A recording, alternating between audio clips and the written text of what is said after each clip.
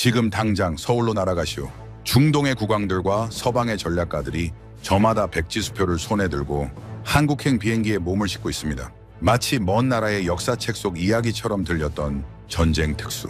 과거 일본이 패전의 잿더미에서 한국전쟁을 발판 삼아 부활하고 서독이 냉전의 공포 속에 라인강의 기적을 썼던 그 거대한 운명의 기운이 이제는 대한민국을 향하고 있습니다. 그런데 이번에는 그때와는 차원이 완전히 다릅니다. 망해가던 나라들이 원조를 받아 겨우 숨통을 틔웠던 과거의 행운과는 비교조차 할 수 없는 무시무시한 폭주가 시작되었기 때문입니다. 천하의 미국조차 SOS를 보내고 유럽의 맹주들이 한국산 무기를 얻기 위해 자존심을 버리고 줄을 서는 기현상. 도대체 대한민국은 지난 70년 동안 산속에 무엇을 숨겨왔기에 전 지구적 혼란을 틈타 세계 질서의 판도를 송두리째 뒤엎어버린 걸까요? 그 이야기를 지금부터 들려드리겠습니다. 영상을 시청하신 후 마음에 드신다면 좋아요와 구독 버튼을 꾹 눌러주세요. 여러분의 관심이 저에겐 큰 힘이 됩니다. 그럼 바로 시작하겠습니다. 평화롭던 지구가 불타고 있습니다.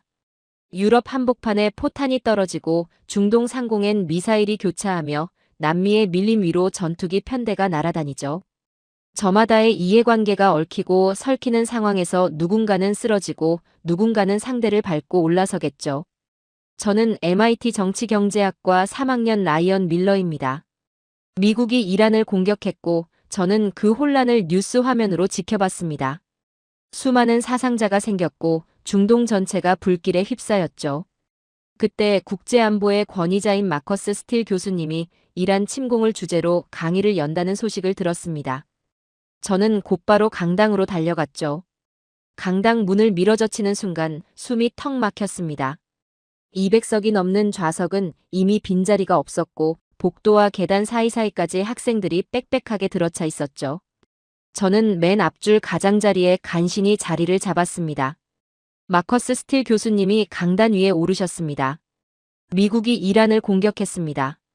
교수님은 그 한마디를 던지고 강당 전체를 훑어보셨죠. 이란은 2015년 국제사회와 핵개발을 동결하는 합의를 맺었습니다. 그런데 그 합의가 완전히 무너졌죠. 이란이 핵무기 제조 직전 단계까지 농축 우라늄을 쌓아 올렸다는 첩보가 들어온 겁니다. 워싱턴은 판단했죠. 더 이상의 외교는 필요 없다고. 결국 이란 핵시설과 탄도미사일 기지를 향한 대규모 정밀 공습을 단행했습니다. 그런데 이번 공습은 핵저지만이 목적이 아니었습니다.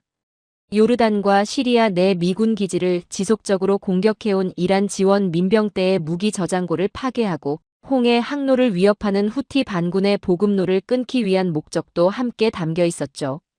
중동의 패권 구도 자체를 흔들어 놓겠다는 계산이었습니다. 이란은 가만히 있지 않았습니다. 지하 깊숙이 숨겨두었던 분산형 미사일 기지들이 살아남아 있었으니까요. 이란의 반격은 단순한 보복이 아니었습니다. 미국의 선제 타격에 응수하는 동시에 중동 내 미국 동맹국들을 공포에 몰아넣고 이스라엘의 안보를 흔들어 미국의 중동 전략 전체를 붕괴시키려는 계산이었죠. 사우디아라비아 아람코 정유시설이 불타면 전 세계 원유 공급이 마비됩니다. 아랍에미리트의 바라카 원전이 타격을 받으면 중동 전체가 방사능 공포에 휩싸이죠.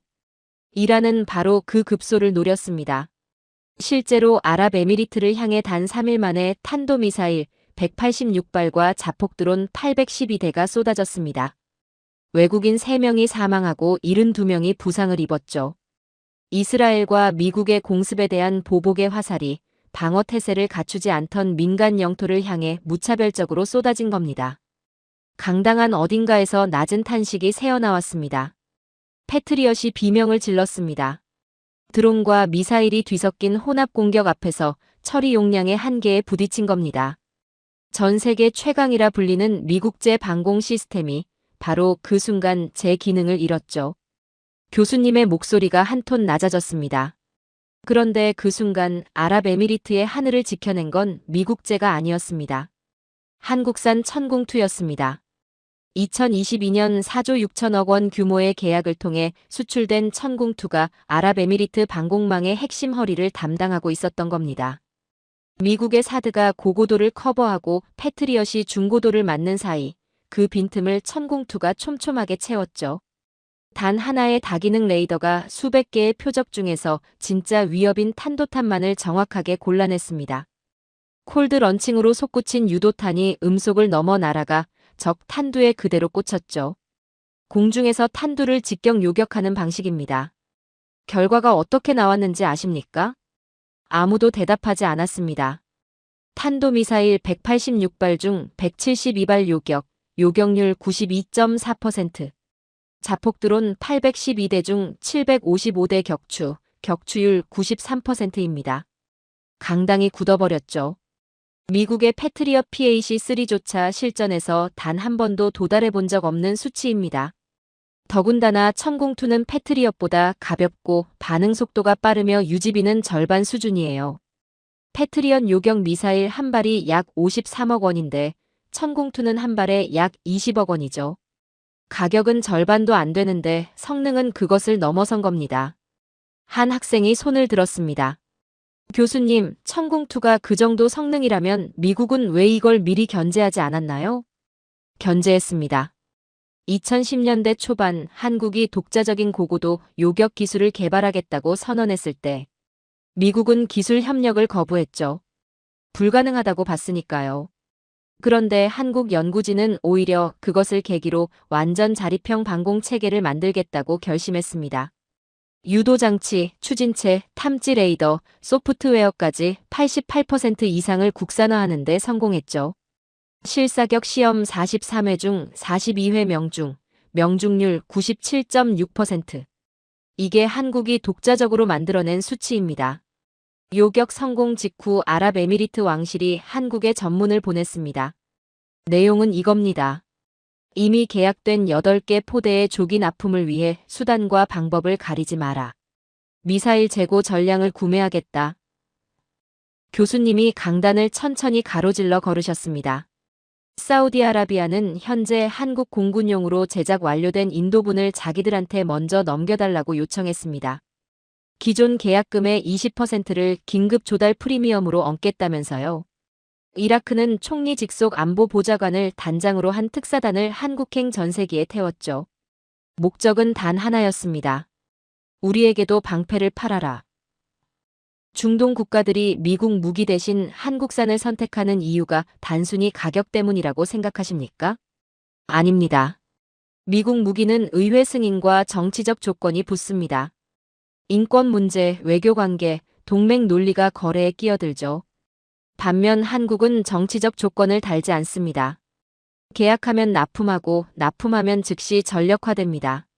지금 미국 방산 인프라는 우크라이나와 이스라엘 지원으로 생산 한계에 도달해 있습니다. 오일머니를 즉시 지불해도 수년의 대기 시간이 필요한 상황이죠. 하지만 한국은 다릅니다. 교수님이 강당 전체를 향해 고개를 드셨습니다. 지금 사우디가 돈이 없어서 한국에 구걸하는 것 같습니까? 아닙니다. 그들에겐 지금 리야드 왕궁을 지켜줄 천공 미사일 한 발이 뉴욕 증시의 모든 주식보다 가치 있기 때문이죠. 죽음 앞에서는 누구나 정직해집니다. 이란의 발사체가 아라비아 반도 허공에서 산산조각 날 때마다 전 세계 안보 질서의 무게 중심은 극적으로 이동하고 있죠. 전쟁 특수의 열쇠는 지금 한국이 쥐고 있습니다. 저는 그 말이 가슴 한복판에 박히는 걸 느꼈죠. 제가 평생 믿어왔던 세계 질서가 바로 이 강당에서 소리 없이 무너지고 있었습니다. 교수님이 강단 앞으로 성큼 걸어 나오셨습니다. 여러분, 오늘 새벽 중동에서 벌어진 일을 단순한 전쟁 뉴스로 보고 계십니까? 그렇다면 큰 착각입니다. 지금 우리가 목격하고 있는 건 무기 하나의 성능 이야기가 아닙니다. 역사가 반복되는 방식, 그 패턴의 이야기죠. 전쟁이 터질 때마다 누군가는 망하고 누군가는 일어섭니다. 그 법칙은 고대부터 지금까지 단 한 번도 빗나간 적이 없습니다. 1950년으로 가보겠습니다. 패전 후 일본은 그야말로 잿더미였습니다. 공장은 파괴됐고 물가는 폭등했으며 길거리엔 실업자가 넘쳐났죠. 당시 일본 총리 요시다 시게루는 일본은 이제 끝났다고 생각할 정도였습니다. 그런데 1950년 6월 25일 한국 전쟁이 터졌습니다. 미군은 한반도 전선에 투입할 물자를 가장 가까운 일본에서 조달하기 시작했습니다. 파산 직전이던 도요타는 미군으로부터 트럭 긴급 주문을 받으며 기사회생했죠. 훗날 도요타 관계자는 이렇게 회고했습니다. 그 주문이 없었다면 지금의 도요타는 없었을 것이다. 한국 전쟁 3년 동안 일본에 유입된 달러는 30억 달러가 넘었습니다. 당시 일본 수출 총액의 40에서 50%에 달하는 액수였죠. 일본은 남의 나라 비극 위에서 연 10% 이상의 경제 성장을 이뤄냈습니다. 한 학생이 손을 들었습니다. 교수님, 그럼 일본의 부활은 결국 미국이 만들어준 거 아닌가요? 정확합니다. 그게 핵심이에요. 일본의 부활은 스스로 일어선 게 아니었습니다. 미국이 차려준 밥상에 숟가락을 얹은 것에 불과했죠. 철저히 지정학적 행운에 기댄 부활이었습니다. 서독도 마찬가지였습니다. 제2차 세계대전 패전 직후 서독 역시 공장이 멈추고 생산이 무너진 상태였습니다. 그런데 한국 전쟁이 터지자 전 세계가 군수물자 생산에 매달리면서 산업용 기계와 철강 제품의 공급이 갑자기 부족해졌습니다. 서독은 그 빈자리를 파고들었죠. 1950년에서 1960년 사이 서독의 수출은 4배 이상 급증했습니다. 서독의 초대 경제상 루드비히 에르하르트는 훗날 이렇게 공식 인정했죠. 독일 경제 발전은 한국 전쟁 덕분이다. 미국은 거기서 한 발 더 나아갔습니다. 소련의 위협을 막기 위해 서독의 재무장을 허용하고 나토에 편입시켰습니다. 전범 국가였던 서독이 미국의 냉전 전략이라는 우산 아래 보호받으며 유럽 경제의 리더로 올라선 겁니다. 그렇다면 이제 2026년입니다. 교수님의 목소리가 한층 묵직해졌습니다. 여러분은 지금 한국의 상황이 일본, 서독과 같은 맥락이라고 보십니까? 아무도 선뜻 대답하지 못했습니다. 다릅니다. 근본적으로 다릅니다. 일본과 서독은 미국이 만들어준 특수였습니다. 미국이 필요해서 밥상을 차려줬고 그들은 그 밥상 앞에 앉았을 뿐이죠. 하지만 지금 한국은 미국이 줄 수 없는 것을 스스로 만들어 팔고 있습니다. 그리고 미국의 기술 협력 거부 속에서도 유도 장치, 추진체, 탐지 레이더, 소프트웨어까지 독자적으로 개발해냈습니다. 일본과 서독은 미국의 기술을 빌려 썼습니다. 하지만 한국은 미국의 허락 없이, 미국의 도움 없이 오히려 미국의 견제를 뚫고 스스로 만들어낸 겁니다. 그 결과가 중동의 하늘에서 증명됐습니다. 강당 어딘가에서 낮은 탄식이 흘러나왔죠. 여기서 또 하나의 결정적인 차이가 있습니다. 지금 미국 방산 인프라는 한계에 도달해 있습니다. 우크라이나와 이스라엘 지원으로 생산 라인이 포화 상태죠. 오일머니를 즉시 지불해도 무기를 받으려면 수년을 기다려야 합니다. 반면 한국은 지금 이 순간에도 창원의 공장 라인이 24시간 돌아가고 있습니다. 삼성과 현대가 수십 년에 걸쳐 닦아놓은 초정밀 제조업 인프라가 방산과 결합한 결과입니다. 계약하면 납품하고 납품하면 즉시 전력화됩니다. 돈을 주면 바로 쏠 수 있는 무기를 공급하는 나라, 지금 지구상에 한국 말고는 없습니다. 교수님이 강당 전체를 천천히 바라보셨습니다. 일본은 남의 나라 전쟁 덕분에 일어섰고 서독은 미국의 냉전 전략 덕분에 일어섰습니다. 하지만 대한민국은 전 세계가 무력의 공백 앞에 무릎을 꿇어갈 때 그 공백을 메울 수 있는 유일한 나라가 됐습니다. 과거의 특수는 미국의 자비였습니다. 지금의 특수는 한국의 실력입니다. 그 한마디가 강당 전체를 짓눌렀죠. 155mm 포탄 하나를 보겠습니다. 지금 전 세계에서 이 포탄을 가장 빠르고 가장 저렴하고 가장 많이 생산할 수 있는 나라가 어디인지 아십니까? 한국입니다. 천궁투의 탄두 구조체와 추진체 케이스를 정밀 단조하는 기업이 있습니다. 한일 단조입니다. 이 기업의 공장은 지금 중동의 생명줄을 쥐고 있는 핵심 거점이 됐습니다. 이들의 망치가 멈추면 중동의 방공망도 멈춥니다. 중동의 국부펀드는 지금 어디를 주시하고 있는지 아십니까? 뉴욕이 아닙니다. 한국의 방산 단지입니다. 주식은 휴지 조각이 될 수 있지만 한국산 미사일 포대는 자신들의 왕국을 지켜줄 유일한 실물 자산이라는 걸 그들은 알고 있죠. 70년 동안 북한이라는 거대한 위협 앞에서 매일 아침 어떻게 하면 더 많이, 더 정확하게 쏠 수 있을까만 고민하던 민족이 있습니다. 그 지독한 고민의 결과가 지금 전 세계가 돈을 싸들고 달려오는 무기가 됐습니다. 제가 믿어왔던 세계의 질서가 이제 완전히 다른 모습으로 눈앞에 펼쳐지고 있었죠. 교수님이 교탁 위에 놓인 탄피 조각을 집어들었습니다. 손가락으로 가볍게 튕기셨죠. 챙 하는 맑은 금소금이 강당 안을 가로질렀습니다. 이 소리가 들립니까? 누군가에겐 파멸의 소리입니다. 하지만 대한민국에겐 생존의 찬가죠.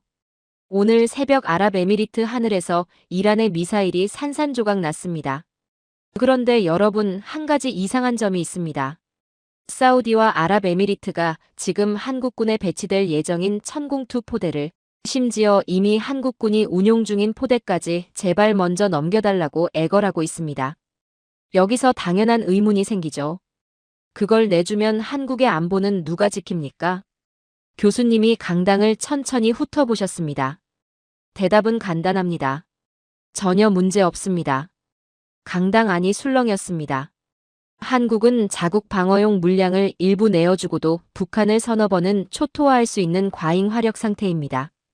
그들에게 무기 수출은 여유분을 나누어 주는 것에 불과하죠. 어떻게 이런 일이 가능할까요? 그 답을 찾으려면 1950년 6월 25일로 돌아가야 합니다. 교수님의 목소리가 가라앉았습니다. 한국 전쟁이 터졌을 때 한국군에겐 탱크가 단 한 대도 없었습니다. 북한군의 소련제 T-34 탱크가 38선을 넘어 쏟아져 내려올 때 한국 병사들이 그것을 막을 수 있는 방법은 하나뿐이었습니다. 수류탄을 가슴에 품고 탱크 궤도 아래로 기어들어가는 것이었죠. 강당이 굳어버렸습니다. 그 비참한 죽음들이 한국인의 뼈에 새겨졌습니다. 화력이 없으면 죽는다. 무기가 없으면 나라가 사라진다. 이것은 그들에게 역사교과서 속 이야기가 아닙니다. 불과 70년 전 자신들의 할아버지 세대가 직접 겪은 일이죠. 미국은 그 전쟁에서 한국을 도왔습니다. 그런데 전쟁이 끝난 뒤 한국이 스스로 무장하려 하자 미국은 제동을 걸었습니다. 1979년부터 한국의 미사일 사거리 제한을 강제했죠. 사거리 180km를 넘기지 마라. 동맹국이라는 이름 아래 40년이 넘도록 이 족쇄를 채워뒀습니다. 그런데 한국은 어떻게 했는지 아십니까? 교수님이 잠시 뜸을 들이셨습니다. 포기하지 않았습니다. 사거리를 늘릴 수 없다면 파괴력을 극한까지 끌어올리는 방식을 택했습니다. 미사일 한 발에 수톤의 쇳덩이를 실어 적의 지하 벙커를 통째로 함몰시키는 현무 미사일을 만들어낸 겁니다.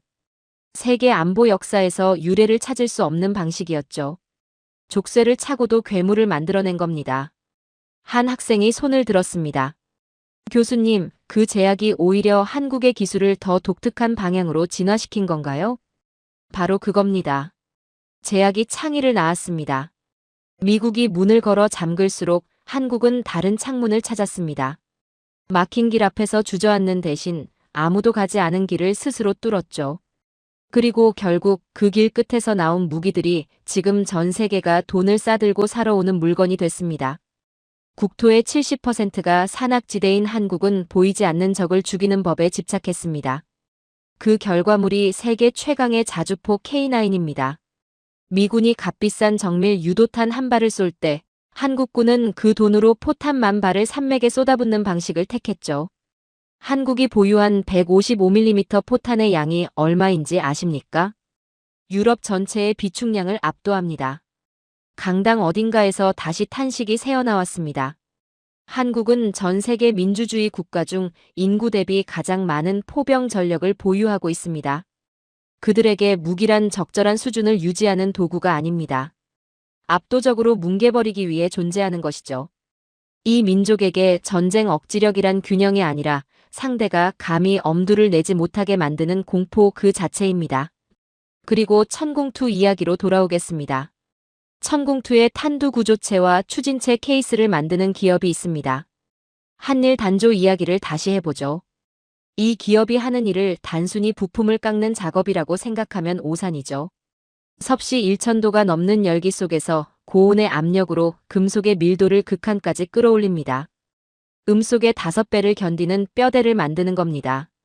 이 망치질 하나하나가 지금 중동 왕국들의 생사를 결정하고 있죠. 천궁2를 만드는 핵심 부품의 88% 이상이 국산입니다. 미국의 기술 이전 없이, 미국의 허락 없이 한국이 스스로 만들어낸 수치입니다. 미국의 소스코드 제안에 질린 한국은 레이더와 유도 알고리즘을 스스로 짰습니다. 그래서 중동의 복잡한 전파 방해 환경 속에서도 천궁2는 이란의 탄도탄만을 정확히 골라낼 수 있었던 겁니다. 적이 아무리 교란 전술을 써도 천궁2의 두뇌는 흔들리지 않았죠. 패트리엇 한 발 가격으로 천궁2 여러 발을 쏩니다. 반도체 양산 공정을 방산해 이식한 결과입니다. 주문 즉시 공장을 24시간 돌려 6개월 안에 항구에 배를 띄우죠.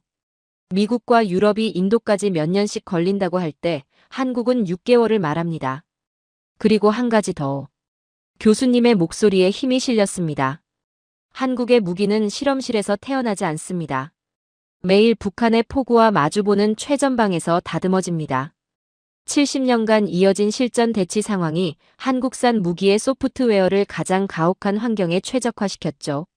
오늘 새벽 아랍에미리트 하늘에서 나온 그 요격률은 70년 연중 무휴 실전 데이터의 산물입니다. 지구상에 이런 나라가 또 있습니까? 매일 실전 위협 앞에 서면서 동시에 그 위협을 연구하고 그 연구 결과를 무기에 녹여내는 나라가 한국 말고 또 있습니까? 아무도 대답하지 않았습니다. 교수님이 다시 탄피 조각을 집어드셨습니다. 한국인들에게 무기는 수출품이 아닙니다. 그것은 70년 전 적의 탱크 앞에 맨몸으로 섰던 조상들에 대한 제사상입니다. 그들은 지금 사우디에 포대를 내어주면서도 여유롭습니다. 이유는 단 하나죠. 산속에 아직 꺼내지 않은 불의 비가 산더미처럼 쌓여 있으니까요. 창원과 울산의 공장들은 지금 이 순간에도 멈추지 않습니다. 그들이 깎고 있는 건 강철이 아닙니다. 대한민국의 새로운 운명이죠. 저는 그 말을 듣는 순간 온몸에 소름이 돋았습니다. 트라우마가 기술이 되고 기술이 무기가 되고 무기가 국력이 됐습니다. 그 70년의 무게가 오늘 새벽 아랍에미리트 하늘 위에서 폭발했죠. 교수님이 강당을 한 바퀴 천천히 돌기 시작하셨습니다. 학생들의 눈을 하나하나 맞추면서요. 그 눈빛 속에는 경외심이 서려 있었죠. 여러분, 오늘 새벽 아랍에미리트 왕실이 한국에 백지 수표를 내밀었습니다. 그런데 사우디 왕실 참모진은 지금 이 순간에도 한국의 한일 단조 주가를 실시간으로 들여다보고 있습니다. 사우디 왕실 참모진이 이 회사의 주가 움직임에 예민하게 반응하는 이유는 단 하나입니다. 이 회사의 생산 라인이 멈추면 자신들의 방공망이 멈추기 때문이죠. LIG넥스원도 마찬가지입니다. 중동의 왕국들은 이 기업들의 공장 가동률을 자국 안보의 바로미터로 삼고 있어요. 이게 무엇을 의미하는지 아십니까? 중동의 왕들이 한국의 중소기업 주가를 보면서 자국의 생존을 점치는 시대가 됐다는 겁니다. 교수님이 강단 앞으로 걸어오셨죠. 이제 돈 이야기를 해보겠습니다. 2019년 아람코 피격 사건을 기억하십니까? 당시 사우디는 패트리엇을 운용하고 있었습니다. 그런데 드론과 순항미사일의 혼합 공격 앞에서 제대로 된 방어를 하지 못했죠. 사우디는 그 순간부터 미국 무기에 대한 깊은 불신을 품기 시작했습니다. 비싼데 효과가 미흡하다. 그리고 정치적 조건까지 붙는다. 미국의 패트리엇이나 F-35를 구매하려면 미국 의회의 승인을 받아야 합니다. 인권 문제가 불거지면 거래가 중단되죠. 외교 관계가 틀어지면 부품 공급이 끊깁니다.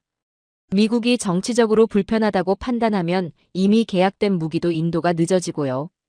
중동 바이어들은 학습했습니다. 미국산 무기 구매는 무기를 사는 게 아니라 워싱턴의 정치적 허락을 사는 것이라는 걸요. 반면 한국은 다릅니다. 교수님의 목소리에 힘이 실렸습니다. 한국은 정치를 팔지 않습니다. 외교적 조건을 달지 않습니다. 계약서에 서명하는 순간 공장 라인이 돌아가고 물건이 항구에 실립니다. 결제하면 배에 싣고 설치하면 즉시 적을 격추하죠. 게다가 한국은 기술 이전에도 유연합니다. 미국산 무기는 핵심 소프트웨어와 부품에 대한 통제권을 절대 넘기지 않습니다. 하지만 한국은 현지 생산 공장을 세워주고 기술을 이전해줍니다. 중동 국가들 입장에서는 무기를 사는 게 아니라 자국 방산 산업의 씨앗을 사는 셈이죠. 한 학생이 손을 들었습니다. 교수님, 기술 이전까지 해주면 한국 입장에서는 손해가 아닌가요? 단기적으로는 그렇게 보일 수 있습니다. 하지만 장기적으로는 정반대입니다. 현지 생산을 허용하더라도 핵심 부품과 소프트웨어 업데이트는 여전히 한국에서 공급해야 합니다. 레이더 알고리즘을 고치려면 한국 기술자가 와야 하고 탄두 구조체의 정밀 단조는 한일 단조 같은 기업만 할 수 있죠. 겉으로는 기술을 나눠주는 것처럼 보이지만 실제로는 상대국을 한국 공급망에 영구적으로 묶어두는 겁니다. 바로 락인 효과입니다. 천궁2를 한번 도입하면 향후 30년에서 50년간 유지보수와 탄약 보충, 소프트웨어 업데이트를 위해 한국의 기술진과 부품이 계속 들어가야 합니다. 지금 중동에 수출하는 수십조 원의 무기는 빙산의 일각이죠. 그 밑에는 수백조 원 규모의 안보 서비스 구독료가 깔려 있습니다. 대한민국은 이제 중동의 하늘을 지켜주는 대가로 그들의 부를 수십 년에 걸쳐 나눠받게 됐습니다. 교수님이 강당 전체를 향해 고개를 드셨습니다. 사우디의 국부펀드가 지금 무엇을 하고 있는지 아십니까? 한국 방산 기업들의 지분을 확보하기 위해 혈안이 되어 있습니다. 그들에게 한국 방산주는 단순한 투자가 아닙니다. 왕국의 생명 연장권이죠. 주식은 휴지 조각이 될 수 있습니다. 채권은 디폴트가 날 수 있죠. 하지만 자국 하늘을 지켜주는 방공포대의 부품 공급권은 어떤 금융 자산보다 확실한 실물 자산입니다. 중동의 오일머니가 뉴욕이 아니라 창원으로 흘러가는 이유가 바로 이겁니다. 2026년 한국의 무기 수출액은 이미 자동차와 반도체를 위협하는 수준에 도달했습니다. 반도체 시장이 흔들릴 때 방산이 터지죠. 조선 수주가 주춤할 때 포탄 주문이 밀려옵니다. 대한민국은 이제 어느 한 산업에 기대지 않는 가장 견고한 경제 구조를 갖추게 됐습니다. 또 다른 학생이 손을 들었습니다. 교수님, 그렇다면 미국은 한국이 자국의 무기 시장을 잠식하는 걸 그냥 보고만 있는 건가요? 불편하게 생각하죠. 하지만 막을 수가 없습니다. 두 가지 이유에서입니다. 첫째, 한국산 무기는 미국의 핵심 기술이 들어가 있지 않습니다. 수출을 통제할 근거가 없어요.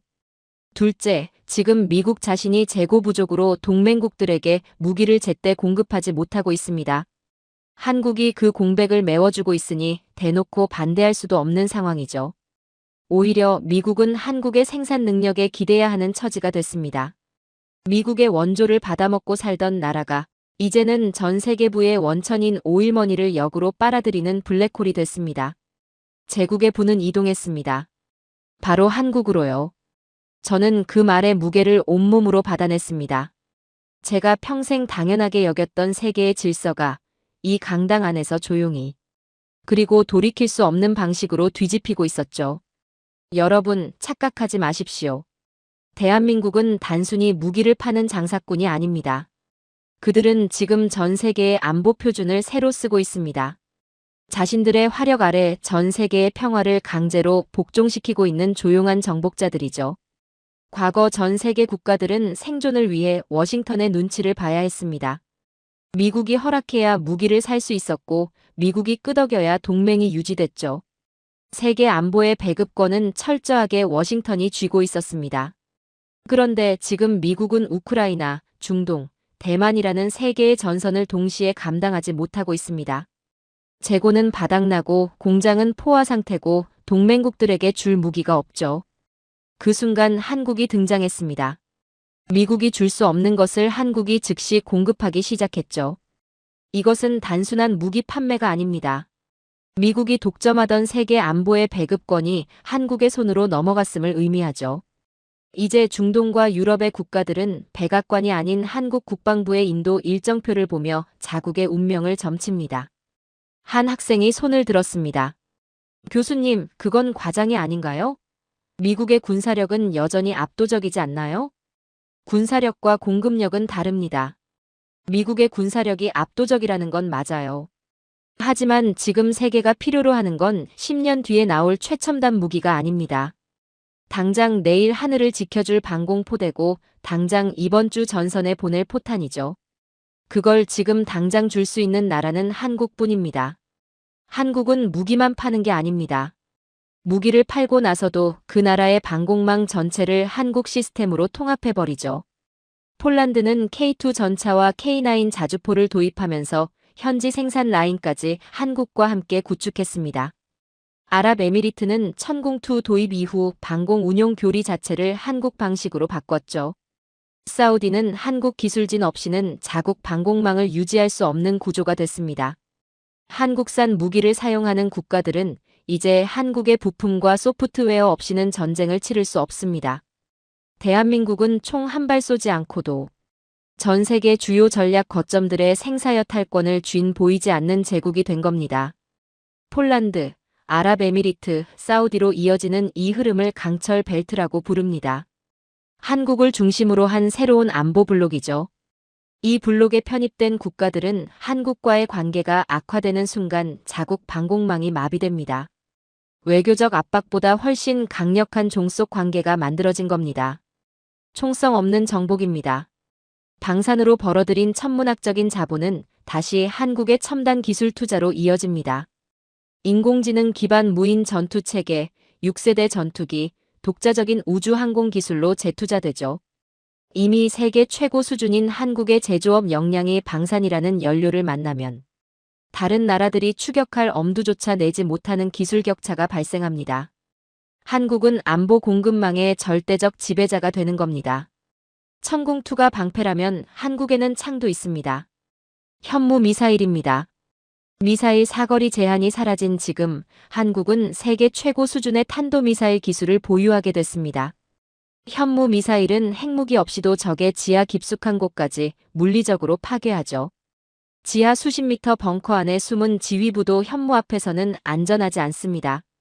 마음만 먹으면 언제든 게임 체인저를 만들어낼 수 있는 이 기술적 잠재력이 전 세계가 한국을 함부로 대하지 못하게 만드는 진짜 이유죠. 무기를 가진 자가 규칙을 만듭니다. 한국산 무기에 의존하는 국가들은 외교와 정책 결정에서 한국의 눈치를 볼 수밖에 없습니다. 이것은 군사적 정복이 아닙니다. 생존의 필요가 만들어낸 자발적 종속이죠. 또 다른 학생이 손을 들었습니다. 교수님, 한국이 그 종속 관계를 실제로 외교적 압박 수단으로 쓴 사례가 있나요? 아직 대놓고 쓴 사례는 없습니다. 그런데 그게 더 무서운 겁니다. 칼을 뽑지 않아도 상대가 알아서 조심하게 되죠. 한국이 부품 공급을 끊겠다고 한마디만 해도 해당 국가의 방공망 전체가 흔들립니다. 실제로 위협하지 않아도 그 가능성 자체가 외교적 레버리지가 되죠. 역사적으로 가장 강력한 패권은 힘을 쓰지 않고도 상대를 움직이는 구조를 만드는 겁니다. 한국은 지금 그 구조를 조용히 완성해 가고 있습니다. 한국이 구축한 이 구조는 단순한 무기 공급망이 아닙니다. 상대국의 안보 교리 자체를 한국 방식으로 재설계하는 작업이죠. 천궁2의 레이더 알고리즘으로 적을 식별하고 한국산 자주포로 응사하고 한국산 전차로 지상을 장악하는 방식이 이제 유럽과 중동의 표준이 되고 있습니다. 이 표준이 굳어질수록 한국의 영향력은 외교를 넘어 군사문화 그 자체로 스며들죠. 섭씨 1000도가 넘는 열기 속에서 금속의 밀도를 극한까지 끌어올리는 그 장인들의 손끝이 지금 전 세계 안보 질서의 무게를 지탱하고 있습니다. 거창한 구호가 아닙니다. 묵묵히 강철을 깎아내는 그 망치질 하나하나가 대한민국이라는 제국의 기초를 쌓고 있는 겁니다. 이제 전 세계의 전략가들은 워싱턴이 아니라 한국의 결정에 주목합니다. 2026년 우리는 전 인류의 안보 지도가 한국을 중심으로 다시 그려지는 역사적 현장에 서 있습니다. 70년 전 원조를 받던 나라가 이제는 전 세계의 생존을 조건으로 패권을 설계하는 나라가 됐죠. 70년간 단 하루도 긴장을 늦추지 않았던 한민족이 만들어낸 필연입니다. 저는 그 말을 들으며 등줄기가 서늘해지는 걸 느꼈습니다. 한국이 무섭다는 생각이 처음으로 들었죠. 무력으로 위협하는 나라가 아니었습니다. 조용히, 그러나 돌이킬 수 없는 방식으로 전 세계가 한국 없이는 살아남을 수 없는 구조를 만들어가고 있었죠. 이제 바다 이야기를 해보겠습니다. 교수님의 목소리가 강당을 눌렀습니다. 세계 최강을 자부하는 미 해군이 직면한 가장 치명적인 약점이 무엇인지 아십니까? 무기가 아닙니다. 망치와 용접기입니다. 미국의 조선소들은 수십 년에 걸쳐 노후화됐습니다. 숙련된 용접공과 기술자들은 사라졌죠. 항공모함 한 척을 수리하는데 몇 년씩 걸리는 일이 벌어지고 있습니다. 세계 최강의 해군이 자국 함정을 제때 수리하지 못하는 상황에 처한 겁니다. 그래서 미국이 어떻게 했는지 아십니까? HD 현대중공업과 하나오션의 문을 두드렸습니다. 강당이 술렁였습니다. 구축함과 상륙함 같은 대형 주력 함정의 정비를 한국에 맡기겠다는 겁니다. 자존심 강하기로 유명한 미국이 자국 군함을 외국 조선소에 맡기기로 결정한 거죠. 함정을 만드는 속도와 수리하는 정밀도에서 미국은 이미 한국의 상대가 되지 않습니다. 바다의 패권은 조선소에서 나오는데 그 조선소의 심장이 이제 한국에서 뛰고 있습니다. 한 학생이 손을 들었습니다. 교수님, 미국이 동맹국의 군함 정비를 맡기는 건 안보상 위험하지 않나요? 맞습니다. 미국 내에서도 그 논쟁이 뜨겁죠. 하지만 현실은 냉정합니다. 당장 수리하지 않으면 함정이 녹슬고 전력이 떨어집니다. 한국 조선소를 택하든 자국 노후 조선소를 택하든 어느 쪽이 더 위험한지 미국 스스로 답을 낸 겁니다. 게다가 한국은 미국의 핵심 동맹이기도 하죠. 미국이 선택할 수 있는 가장 믿을 수 있는 외부 파트너입니다. 이제 지상전 이야기를 해보겠습니다. 교수님이 강단을 가로질러 걸으셨습니다. 우크라이나 전쟁은 현대전의 본질을 적나라하게 드러냈습니다. 결국 전쟁은 누가 더 포탄을 많이 찍어내는가의 싸움이었죠. 첨단 무기보다 155mm 포탄이 더 중요한 전쟁이었습니다. 서방 전체가 탄약 부족에 허덕였습니다. 유럽 국가들은 창고를 털어도 몇 달치 물량밖에 없었죠. 그때 미국이 전화를 건 곳이 어딘지 아십니까? 유럽이 아니었습니다. 한국의 한화에어로스페이스였습니다. 미국은 한국의 포탄 생산 능력을 자국 군사 공급망에 편입시키기 위해 필사적으로 움직이고 있습니다. 한국은 세계에서 가장 거대한 포탄 생산 라인을 보유한 나라입니다. 천하의 미국조차 한국의 탄약고가 없으면 동맹국을 지킬 수 없는 처지가 된 겁니다. 그리고 이제 한국 방산의 핵심 무기들을 하나씩 살펴보겠습니다. 교수님의 목소리에 힘이 실렸습니다. K9 자주포입니다. 지구상에 존재하는 자주포 중 가장 완성된 무기죠. 정밀도, 사거리, 그리고 무엇보다 미칠 듯한 발사 속도는 전 세계 자주포 시장의 50% 이상을 휩쓸게 만들었습니다. 지금 유럽의 평원은 K9의 엔진 소리로 가득 차 있죠. K2 전차 흑표입니다. 독일의 레오파르트가 전설로 남으려 할 때 흑표는 실전으로 증명했습니다. 능동 방어 체계와 수중 도하 능력, 어떤 지형에서도 사격이 가능한 유연한 현가장치는 전차의 세대 교체를 선언했죠. 폴란드가 독일제 대신 흑표를 선택한 건 감정적인 결정이 아니었습니다. 냉정한 성능 비교의 결과였죠. LIGNX1의 정밀 유도 무기들도 있습니다.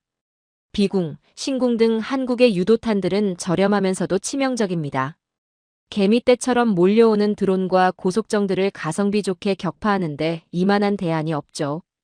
또 다른 학생이 손을 들었습니다. 교수님, 미국이 한국에 탄약을 요청하고 군함 정비까지 맡긴다면 이건 단순한 협력이 아니라 미국이 한국에 의존하게 됐다는 뜻 아닌가요? 정확히 봤습니다. 미국은 하이엔드 무기를 설계하는 능력은 여전히 세계 최고입니다. 하지만 그것을 현실 세계의 물량으로 구현하는 능력, 즉 생산의 패권은 이미 한국으로 넘어가고 있죠. 미국이 설계하고 한국이 완성하는 구조가 만들어지고 있는 겁니다. 미국은 자국 산업 보호라는 명분 아래 직접 구매를 꺼려왔지만 이제는 공동 생산과 파트너십이라는 이름으로 한국의 생산 능력을 필요로 하고 있습니다. 현대로템의 전차 생산 라인과 한국항공우주산업의 항공기 생산 라인은 이제 자유진영에 무너지지 않는 최후의 보루입니다. 교수님이 강당 전체를 향해 고개를 드셨습니다. 미국이 한국의 정비를 맡기고 탄약을 요청하는 것은 단순한 협력이 아닙니다. 그것은 생산의 패권이 공식적으로 이전되었음을 시인하는 항복문서와 같습니다. 이제 펜타곤의 모든 작전 계획은 한국 공장의 가동률을 확인하는 것에서부터 시작됩니다. 70년 전 미국에 폐기된 무기를 닦아 쓰던 나라가 이제는 미국의 주력 함정을 수리하고 탄약고를 채워주는 나라가 됐습니다. 전 세계의 군사 공급망은 이제 한국을 통하지 않고는 완성될 수 없습니다. 저는 그 말을 들으며 미국인으로서 묘한 감정을 느꼈습니다. 자존심이 상했죠. 하지만 부정할 수가 없었습니다. 미국이 설계한 세계 질서를 이제 한국의 망치가 완성하고 있었습니다. 여러분, 잠깐 1950년으로 다시 돌아가 보겠습니다. 교수님이 강당을 천천히 훑어보셨습니다. 당시 일본은 망해가던 패전국이었습니다. 공장은 멈췄고 길거리엔 굶주린 사람들이 넘쳐났죠. 그런데 한국 전쟁이 터지면서 미군의 병참 기지가 됐고 달러가 쏟아져 들어왔습니다. 일본은 그렇게 살아났죠. 서독도 마찬가지였습니다. 한국 전쟁으로 전 세계 군수 수요가 폭발하면서 반사 이익을 얻었습니다. 남의 나라 전쟁 덕분에 살아난 겁니다. 그렇다면 지금 대한민국은 어떻습니까? 교수님의 목소리가 한층 단단해졌습니다. 한국은 이미 반도체, 자동차, 조선, 배터리, 화학까지 현대 문명의 모든 핵심 산업을 세계 정점에 올려놓은 나라입니다. 어느 한 분야가 아닙니다. 현대 산업 문명이 요구하는 거의 모든 영역에서 세계 최고 수준의 생산 능력을 갖추고 있죠. 삼성은 전 세계 반도체 공급망을 장악하고 있습니다. 현대는 전기차와 수소차 시장에서 세계를 선도하고 있죠. HD 현대중공업과 하나오션은 전 세계 조선 시장을 쥐고 있습니다. LG에너지솔루션은 전기차 배터리 시장에서 독보적인 위치를 점하고 있죠. 이 탄탄한 산업 기반 위로 지금 전 세계에 오일머니와 안보 예산이 쏟아져 들어오고 있습니다. 일본의 사례는 생존을 위한 부활이었습니다. 하지만 지금 한국은 이미 완성된 괴물이 날개를 다는 진화의 폭주죠. 강당 안이 굳어버렸습니다. 이미 모든 것을 가진 자가 무력까지 독점하게 될 때 그 국가가 얼마나 무시무시해지는지 상상해 본 적 있습니까? 아무도 입을 열지 못했습니다. 반도체로 세계를 제패하고 조선으로 바다를 장악하고 배터리로 미래 에너지를 쥐고 있는 나라가 이제 전 세계 안보의 공급망까지 독점하려 하고 있습니다. 이 네 가지가 한 나라에 동시에 집중되는 순간 어떤 일이 벌어지는지 인류 역사에서 전례가 없습니다. 생각해 보십시오. 과거 패권 국가들은 한두 가지 강점으로 세계를 지배했습니다. 대영 제국은 해군력과 금융으로, 미국은 군사력과 달러로 패권을 유지했죠. 하지만 한국은 지금 제조, 기술, 방산, 금융이 동시에 맞물리는 구조를 만들어가고 있습니다. 어느 하나가 흔들려도 다른 것들이 버텨주는 가장 견고한 패권의 형태입니다. 지금 한국은 방산으로 벌어들인 자본을 다시 방산 기술에 쏟아붓고 있죠. 이 선순환이 가속될수록 다른 나라들이 추격할 수 있는 기술 격차는 기하급수적으로 벌어집니다. 5년 후, 10년 후에 한국 방산은 지금과 비교할 수 없는 수준이 될 겁니다. 무인 전투 드론 분야를 보십시오. 한국은 이미 인공지능으로 표적을 자동 식별하고 요격하는 체계를 개발 중입니다. 유무인 복합 전투 체계, 즉 유인 전투기와 무인기가 편대를 이뤄 함께 싸우는 방식도 개발이 진행되고 있죠. 우크라이나 전쟁에서 드론이 전장의 판도를 바꿨다면 한국은 그 다음 세대의 전투 방식을 이미 설계하고 있습니다.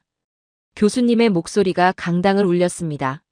한국은 이제 돈을 빌리는 나라가 아닙니다.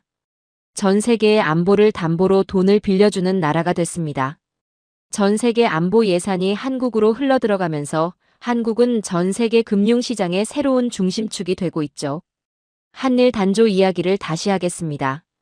이 기업의 단조 기술은 이제 단순한 미사일 부품 생산을 넘어섰습니다. 우주항공과 정밀 유도 무기를 위한 초고난도 합금 기술로 진화하고 있죠. 지구 대기권을 벗어나는 로켓의 외피를 견디게 하는 소재, 극초음 속 비행체의 탄두를 감싸는 합금, 이 기술들이 한일 단조의 용광로에서 나오고 있습니다. 이들의 망치는 이제 지구를 넘어 우주로 향하는 길을 닫고 있죠. 창원의 용광로는 멈추지 않습니다. 그 불길은 대한민국의 경제적 부를 넘어 전 세계 안보 질서를 재편하는 제국의 성화로 타오르고 있습니다. 교수님이 강당 중앙으로 걸어 나오셨습니다. 1950년에 일본은 구걸하며 살아났습니다. 하지만 2026년에 대한민국은 이미 정점에 선 상태에서 전 세계의 불을 빨아들이고 있죠. 이 특수가 끝날 때쯤 우리는 우리가 감히 쳐다보지도 못할 무시무시한 거인을 마주하게 될 겁니다. 지금 우리가 보고 있는 건 단순한 방산 수출의 성공 이야기가 아닙니다. 인류 역사상 한 번도 본 적 없는 형태의 완전체 국가가 탄생하는 순간이죠. 반도체로 두뇌를 갖고 조선으로 팔을 뻗고 배터리로 심장을 박동시키고 방산으로 주먹을 쥔 나라. 이 나라가 지금 그 주먹을 전 세계를 향해 천천히 들어올리고 있습니다. 저는 그 말을 들으며 강당 안의 공기가 달라지는 걸 느꼈습니다. 경외감이었습니다. 그리고 동시에 공포였죠. 일본은 남의 나라 전쟁 덕분에 일어섰습니다. 하지만 한국은 스스로의 힘으로 정점에 올랐고 이제 그 정점에서 전 세계를 내려다보고 있었죠. 우리는 지금 목격하고 있었습니다. 역사의 무게 중심이 이동하는 그 순간을요.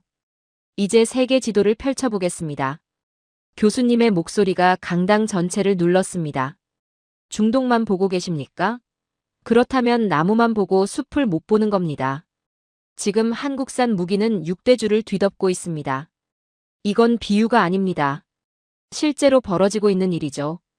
유럽부터 보겠습니다. 폴란드는 시작에 불과했습니다. 루마니아는 K9 자주포와 레드백 장갑차에 수조 원을 쏟아붓고 있죠. 노르웨이와 에스토니아는 한국산 화력이 없으면 국경을 지킬 수 없다는 사실을 공식적으로 시인했습니다. 유럽의 방산 종가라 자부하던 독일과 프랑스는 이제 한국의 납기력 앞에 무릎을 꿇었죠. 유럽의 안보는 이제 브뤼셀이 아니라 창원의 공장 스케줄에 의해 결정됩니다. 강당 어딘가에서 낮은 탄식이 흘러나왔습니다. 독일과 프랑스가 무릎을 꿇었다는 게 과장이라고 생각하십니까? 아닙니다. 그들이 수십 년에 걸쳐 구축한 방산 산업의 가장 치명적인 약점이 드러났습니다. 납기입니다. 유럽산 무기는 주문하면 5년에서 10년을 기다려야 하죠. 러시아의 탱크가 국경을 넘어오는데 10년을 기다릴 수 있는 나라는 없습니다. 한국은 6개월 안에 항구에 배를 띄웁니다. 유럽 국가들이 한국을 선택하는 이유는 감정이 아니라 생존 본능입니다. 태평양으로 가보겠습니다. 교수님이 강단을 가로질러 걸으셨습니다.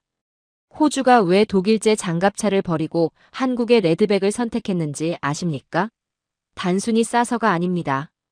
가장 가혹한 환경에서도 살아남는다는 실전 증명이 있었기 때문이죠. 호주의 사막, 열대우림, 험준한 지형에서 한국산 레드백은 독일제가 포기한 곳에서도 작동했습니다. 말레이시아, 베트남, 필리핀에 이르기까지. 동남아의 하늘과 바다는 이제 한국산 전투기와 함정으로 채워지고 있습니다. 중국의 팽창을 막는 실질적인 방벽은 미국의 구호가 아닙니다. 한국의 강철이죠. 한 학생이 손을 들었습니다. 교수님, 동남아 국가들이 미국제 대신 한국제를 선택하면 미국이 반발하지 않나요? 반발하고 싶어도 못합니다. 미국이 공급하지 못하는 물량을 한국이 채우고 있으니까요. 미국이 한국제 사지 말라고 압박하려면 자기들이 대신 공급할 수 있어야 합니다. 지금 미국 방산 인프라는 그게 불가능한 상태죠. 동남아 국가들도 압니다. 미국의 약속보다 한국의 납품 확인서가 더 확실하다는 걸요. 남미와 아프리카도 보겠습니다. 페루는 한국산 장갑차를 자국군의 표준 장비로 채택했습니다. 아프리카의 거점 국가들은 한국의 유도무기를 도입하기 위해 외교적 총력을 기울이고 있죠. 전 지구상에서 한국의 무기 체계가 닿지 않는 곳은 이제 존재하지 않습니다.